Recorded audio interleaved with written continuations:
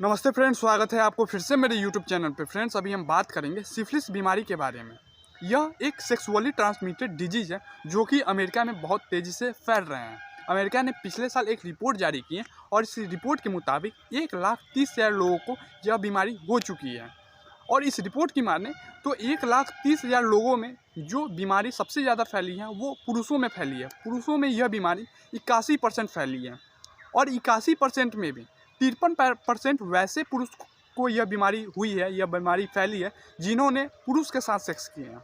यानी कि 53% मामले ऐसे देखे गए हैं जो पुरुष के साथ ही सेक्स कर रहे हैं, उसमें यह बीमारी जो है वो पाई गई है। तो यह जो आप डेटा देखे हैं, इस डेटा में 81% मामला जो है वो पुरुष में पाई गई है और 53% वैसे पुरुष में यह बीमारी पाई गई है जो पुरुष के साथ ही सेक्स कर रहे हैं। तो आप इस वीडियो में बने रहिए, हम आपको इस वीडियो के माध्यम से बताने का कोशिश करेंगे कि इसका साइंस और सिम्टम्स क्या है, यानी कि इसका लक्षण क्या है और इसे ठीक कैसे किया जा सकता है। तो आप इस वीडियो को अंत तक जरूर देखें। देखिए, यह जो सिफिलिस बीमारी है, यह जो डिजीज है वो बैक्टीरिया के कारण फैल रहे हैं और इस बैक्टीरिया का नाम है ट्रिपनोमा और टी पैलिडियन। यानी कि यही दो बैक्टीरिया के कारण जो है वो यह डिजीज लोगों में पाई जा रही है। और हम आपको पहले ही बता दिए कि यह जो डिजीज है वो सेक्सुअल ट्रांसमिटेड एक इन्फेक्शन है। कहने का मतलब ये हो गया कि अगर किसी पार्टनर को यह डिजीज हो चुका है और वो बिना किसी प्रोटेक्शन के सेक्स करते हैं तो उन्हें भी जो है वो सिफिलिस बीमारी हो सकती है। अब हम जान लेते हैं कि इसका लक्षण क्या है, सिम्टम्स क्या है।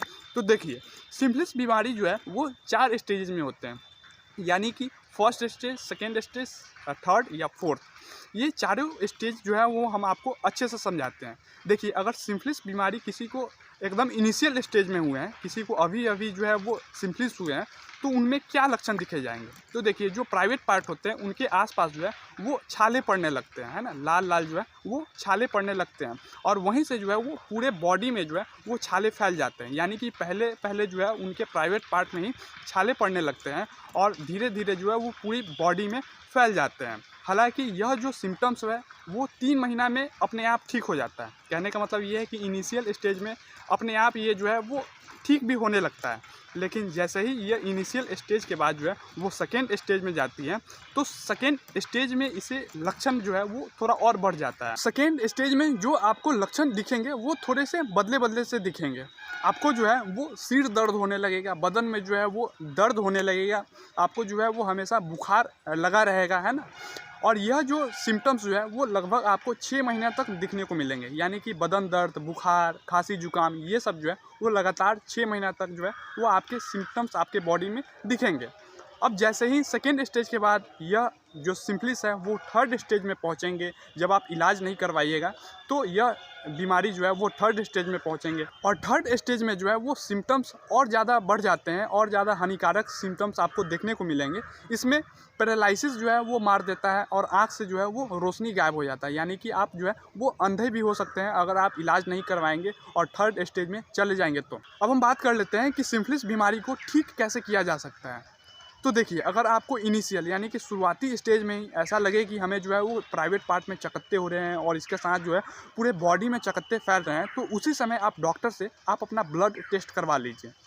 ब्लड टेस्ट करवाने से यह पता लगेगा कि आपके ब्लड में जो है वो कौन सा बैक्टीरिया पाए जा रहे हैं, तो आपको उसमें दिखेंगे। यानी कि डॉक्टर ये पता लगा लेंगे कि इसमें ट्रिपनोमा बैक्टीरिया है या फिर टी पैलिडम बैक्टीरिया है, जिसी के कारण से जो है यह पूरे तरह से बदन में चकत्ते फैल रहे हैं। और जब आपको पता चल जाएंगे कि ये 2 बैक्टीरिया आपके ब्लड में आ चुके हैं तो आप आसानी से अंदाज़ा लगा सकते हैं कि हमें जो है वो सिफिलिस बीमारी हो चुकी है।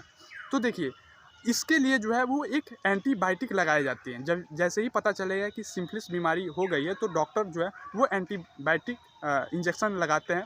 पेनिसिलिन का जो है इंजेक्शन वो बॉडी में लगाया जाता है और इसी के बाद जो है वो बॉडी जो है वो धीरे धीरे जो है वो ठीक होने लगते हैं। अब हम बात कर लेते हैं कि सिफिलिस बीमारी से आखिर बचे कैसे, इसका बचाव का तरीका क्या है। तो देखिए, कोई भी सिफिलिस बीमारी से क्षतिग्रस्त है, यानी कि किसी को सिफिलिस बीमारी हो चुकी है, तो उनके आसपास जाने से आप बचें, नहीं तो आपको भी जो है वो फैल सकते हैं, है ना। कोई ज़रूरी नहीं है कि सिर्फ सेक्स से ही जो है ये बीमारी फैले, आपको भी जो है वो सिर्फ अगर टच कर देगा तो यह बीमारी जो है आपको भी फैल सकते हैं। दूसरे में अगर जिसे भी सेक्स करने होते हैं तो वो जो है वो प्रोटेक्शन के साथ सेक्स करें। अगर प्रोटेक्शन के बिना सेक्स करते हैं तो जिनको यह बीमारी पहले से हो चुकी है तो उसके द्वारा आपके भी बॉडी में यह बीमारी फैल जाएंगी। तो यह कुछ टिप्स थे जिससे जो है आप सिम्फिलिस बीमारी होने से बच सकते हैं। तो यह टिप्स आपको कैसी लगी, यह सिम्फिलिस बीमारी की जानकारी आपको कैसी लगी, आप अपना राय जो है वो कमेंट के जरिए कमेंट में ज़रूर दें। धन्यवाद।